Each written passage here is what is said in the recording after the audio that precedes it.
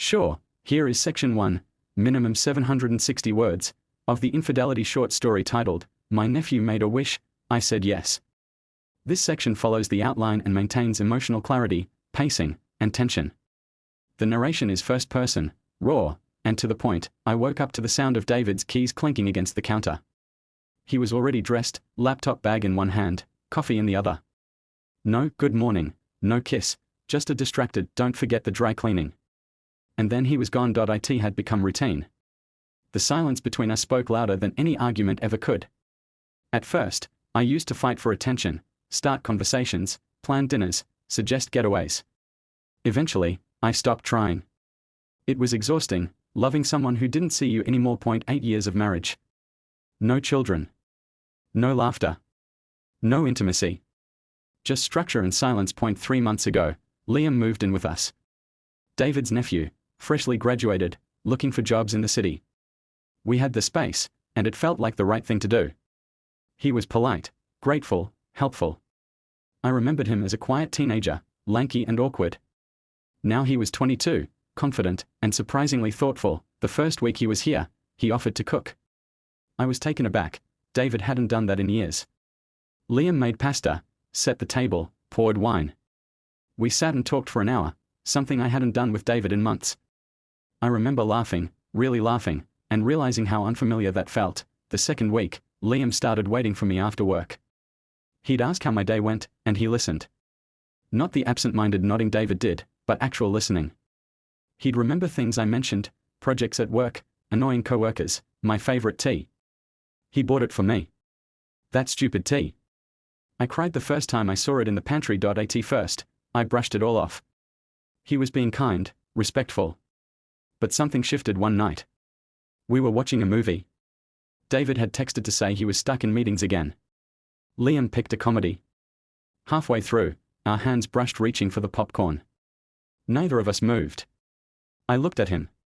He looked at me. And something passed between us, silent and electric. I didn't say anything. I got up, made tea, and pretended nothing had happened. But that night, I couldn't sleep. My skin buzzed. Not just from the touch, but from what it awakened, something I thought was long dead inside me. Days passed, and I told myself I was imagining it. That the glances were innocent, that the lingering silences were just awkward moments. But I saw the way he looked at me. Not like a boy with a crush. Not like a nephew. Like a man who saw a woman. I started dressing differently. Nothing obvious, just a little more effort. He noticed. He'd compliment my earrings, say a color looked nice on me. Small things, but they landed like thunder in my chest. One evening, David was supposed to come home early for dinner. I cooked, lit candles. I wanted to try, at least one more time. But he texted, can't make it. Sorry. That was it.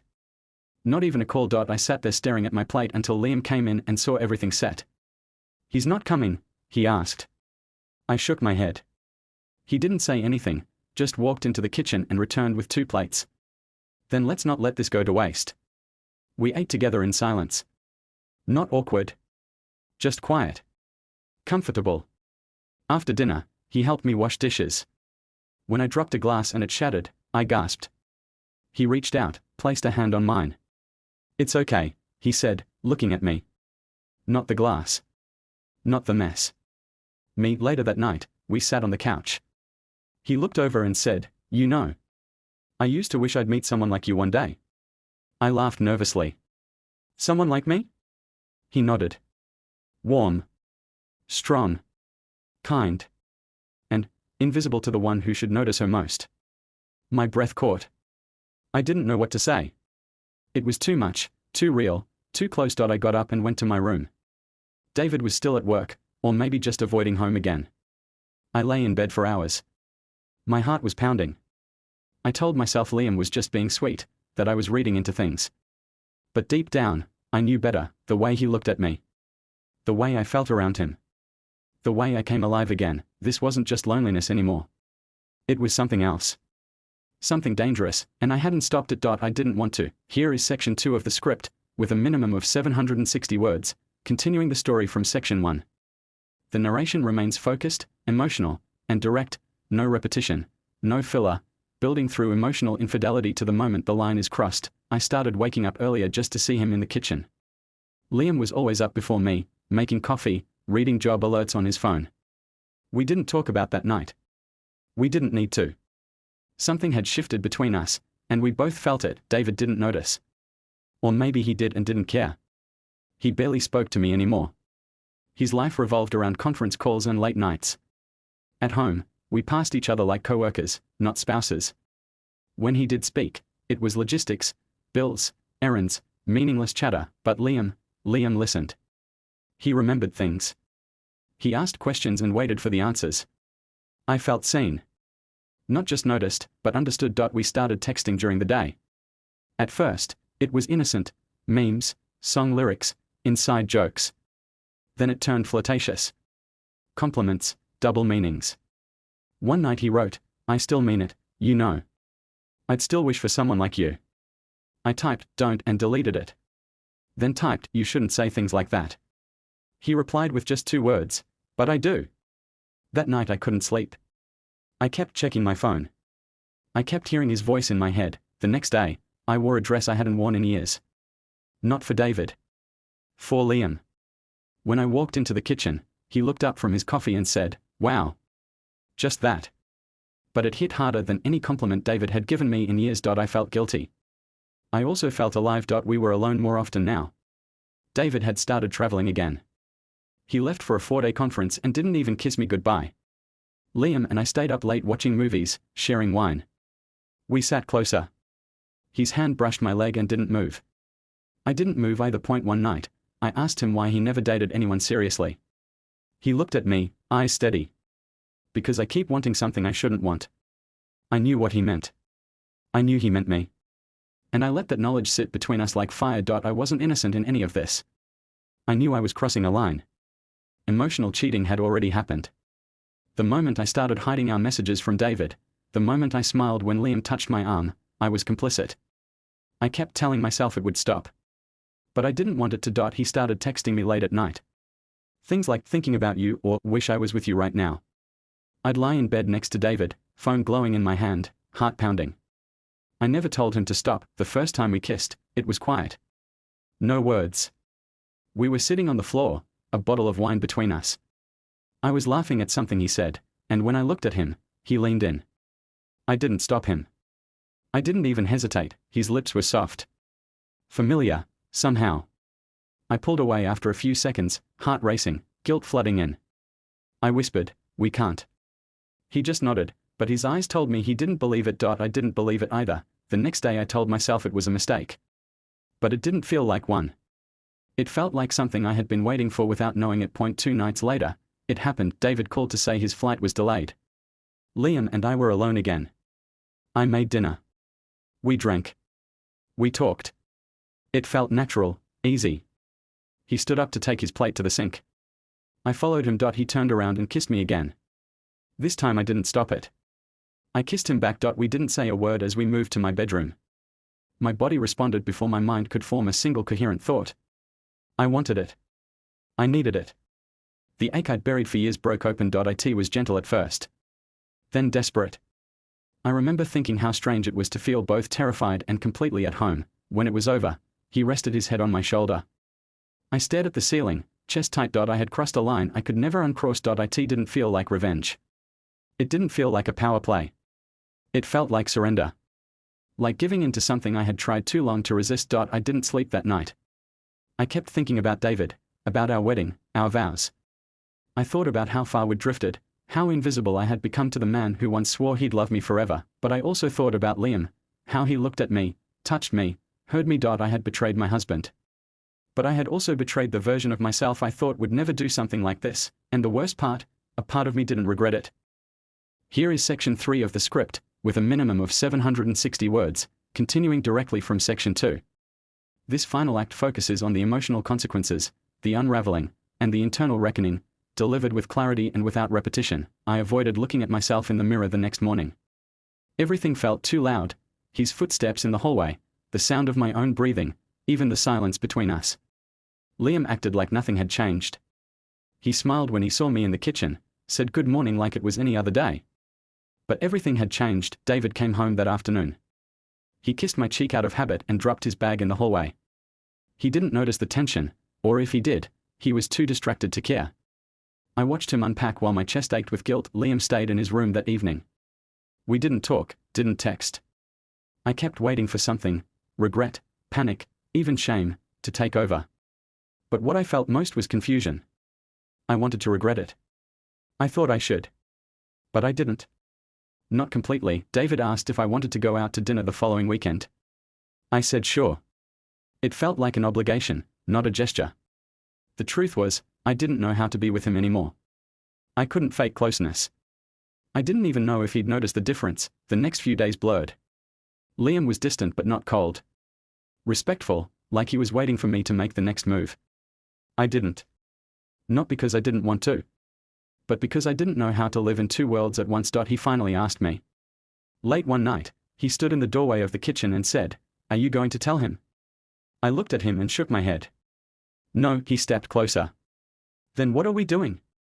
I didn't answer. Because I didn't know. He said he loved me. It wasn't rushed. It wasn't dramatic. It came out calm, certain. I froze. I hadn't expected that word. I hadn't said it to anyone in years, not even David. Liam reached for my hand, but I pulled away. We can't, I whispered. He nodded slowly, like he had already prepared for that answer. The next morning, his room was empty. No note. Just gone. David noticed. He didn't even say goodbye. I lied and said he got a call about a job interview and left quickly. David didn't press. He just muttered something about how impulsive Liam could be. I wanted to cry. Not because Liam left, but because of how easy it was to lie. How natural it had become. I kept expecting the truth to catch up with me. A text. A slip. A sign. But it didn't. Weeks passed. Life went back to its quiet, hollow rhythm. David and I went to that dinner. He talked about work, upcoming deals, a new intern who was already messing things up. I smiled, nodded, played the part. He never asked how I was. One night, I found one of Liam's shirts in the laundry room. I held it for a long time before throwing it in the trash. It smelled like detergent and something else I couldn't name. Sometimes I'd get flashes, his hand brushing mine, the way he looked at me like I was the only person in the room. Those moments haunted me more than the act itself. I tried to feel disgusted with myself. But what I felt was emptiness. I never told anyone. Not a friend, not a therapist. I buried it so deep that some days, I almost convinced myself it never happened. But I knew better. It changed me. I wasn't the same woman who cried over tea in the pantry, who waited for a husband to notice her again. I wasn't the woman who flinched every time she felt invisible. I was someone who had crossed a line, and now lived with the silence that followed. Sometimes I wonder if Liam thinks of me. If he ever regrets what happened. If he wishes he hadn't said those words. I don't know. And I don't reach out. David still doesn't know. Maybe he never will. Maybe that's the price of pretending everything is fine. I see him now, my husband, as a man I once loved, but no longer recognize. I'm not angry. Just tired. I don't regret loving Liam. I regret what it cost. There's no neat ending to this. No dramatic confession. No screaming match. Just the slow erosion of trust, the quiet collapse of something I thought would last forever. Infidelity isn't always a betrayal born out of lust. Sometimes it's a search for air when you've been suffocating for too long. Liam made a wish. I said yes, and now, I live in the echo of that answer. Here is section 4 of the script, with a minimum of 760 words, continuing directly from the previous section. This final installment serves as a deeper reflection and emotional closure, maintaining the tone and pacing, with no repetition and no filler. I started keeping secrets from myself, not just from David. Convincing myself that if I stayed busy enough, distracted enough, I wouldn't have to feel what was still living inside me. But the silence didn't disappear, it just got quieter, more familiar. Life didn't fall apart. That was the strangest part. No confrontation, no revelation, no mess left behind in a hurry. Just routine. Meals, laundry, meaningless conversations. I went back to playing the role of wife, but it felt more like wearing someone else's clothes. I caught David staring at me one evening, as if trying to play something. You've been different lately, he said. I shrugged. Just tired. He nodded and didn't push. That's the pattern we had mastered, keeping everything surface level so we didn't have to face the truth about how far we had drifted. I tried to find anger in myself, something to make what I did feel justified. But there was no satisfaction in the betrayal, only the quiet ache that came after. I didn't cheat for excitement or revenge. I did it because I was lonely. Because someone reminded me what it felt like to be noticed. Some nights, I'd sit in the dark and replay things Liam said to me. Not the physical parts, not the night we crossed the line, but the words. The way he said my name like it had weight. The way he looked at me without judgment. He loved me. Or maybe he loved the idea of me. I don't know anymore. But I believed it in the moment. That's what scared me. David's sister called one day to ask if we'd heard from Liam. He had moved to another city, started a new job. She sounded concerned, said he was quieter than usual. I told her I hadn't spoken to him. I lied without flinching. There's something cruel about doing the wrong thing and still getting to live like nothing happened. That's what I struggle with most. There were no consequences. No explosion. Just this lingering emptiness I couldn't explain to anyone. I used to think marriage ended with shouting and tears. Ours ended with silence. No one slammed doors. We just stopped reaching for each other. We became ghosts in the same house, haunting memories we didn't talk about. Liam was never really mine. I know that now. What we had was a moment, an escape. I tried to make it into more, in my head, to make it feel like it meant something deeper. Maybe it did. Or maybe I just needed it to. Every now and then, I think about what would have happened if I'd left. Packed a bag. Told David the truth. Started over. But that version of me doesn't exist anymore. I'm not brave enough for that, and maybe I never was. Instead, I carry it with me. A quiet truth that shaped me in ways I can't undo. There's a strange clarity that comes with doing something you swore you never would. The world doesn't fall apart. No one comes to rescue you or punish you. You just wake up and go on, knowing you've changed in a way that no one else can see. David still kisses me goodbye in the mornings. It feels more like a habit than affection. I let it happen. We've built a life on routines, and neither of us has the energy to start from scratch. I look at old photos sometimes. Smiling faces, vacations, holidays. It all feels like a different life. One where I still believed in us. One where I thought love was enough. If I could go back, I don't know what I'd change. That's the part one wrestle with the most. Because as much as I regret the betrayal, I can't say I wish it never happened. Liam reminded me that I was still capable of feeling something real. That I wasn't invisible. That I was still alive. It wasn't love, not the kind that lasts. But it was real, if only for a moment. Now, I live quietly. I show up. I do what's expected. No one asks what I'm thinking, and I no longer offer it freely. People assume things are fine because I smile at the right times and keep everything in order, but inside, I carry a version of myself no one knows. The one who said yes. The one who let go, even for a moment, of everything she thought she believed in. There's no moral to this story. No lesson wrapped in closure. Just the truth that sometimes, we break, not because we are cruel, but because we've been forgotten for too long. He made a wish. I granted it. And I've been living with that answer ever since.